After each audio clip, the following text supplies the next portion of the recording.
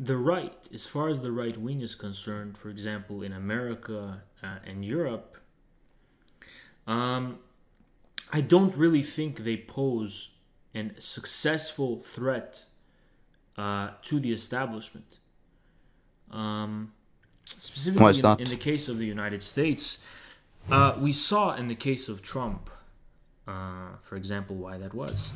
Because what is because we have to look at reality objectively. We cannot say like ideally this is the right wing I want, right? We have to trace things to history as you were talking about and also the current reality.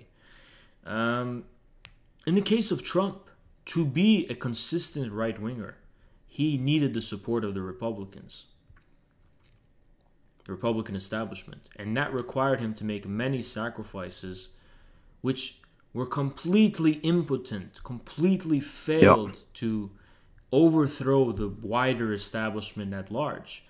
The supposed, I wouldn't call it left wing, but I think I know what you were mean when you call it left Yeah. wing. The supposed left wing establishment was so strengthened by Trump's rule in the past 4 years. To me, I view right wing.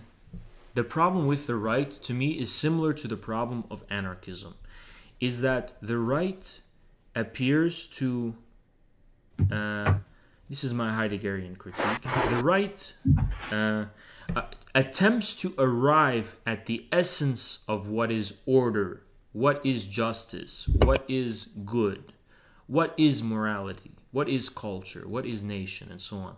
But they become too comfortable in what they perceive as the ideal essence of these things in such a way that enters into contradiction with their actual material reality and which results in a vain position of what Hegel calls, I don't want to overwhelm you with bullshit, but he calls it the unhappy consciousness, where you're permanently in a state of rebellion against the world and dissatisfaction and disappointment and so on and so on.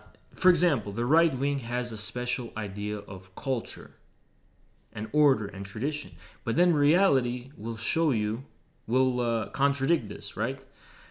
So and that's similar to anarchism. Anarchist leftists and other leftists have some idea of freedom and some idea of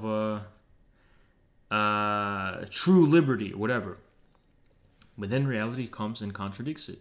Both the right and the anarchists and so on, bread tube left, share in common a vain attempt to condemn reality instead of learn from that contradiction and adjust to it.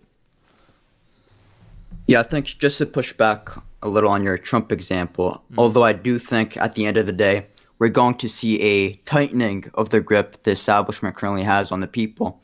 I do think this is implanting a seed which later will grow in the future. So essentially, you're going to have it becoming more apparent that that the establishment and the control they hold isn't in accordance to the interests of the people. It isn't according to the will of the people. And with this becoming painfully apparent in the future, the establishment is going to continue tightening its grip because essentially how the establishment works is that when they sense a threat, they immediately run to patch it up and rinse and repeat essentially. So you have this type of warfare, a tug of war, you could say, between these two factions. Yeah. So what Trump is, a lot of right wingers, especially the people coming from my side of the spectrum, we don't view Trump as this type of godsend. We don't Yeah, view yeah, Trump I as know. someone who's gonna, Yeah. deliver us to the promised land. His Yeah. only a beginning I of I something. think I would sum it up this way. To me, the way to beat the establishment is you have to actually discern the essence of what makes them powerful. And I don't see the right wing succeeding in doing that. To me, the right wing, similar, of course, to the elements of the left, um, they merely oppose everything about the establishment, but they don't ask the question of where is its source of power, and they don't tap into that power as an alternative.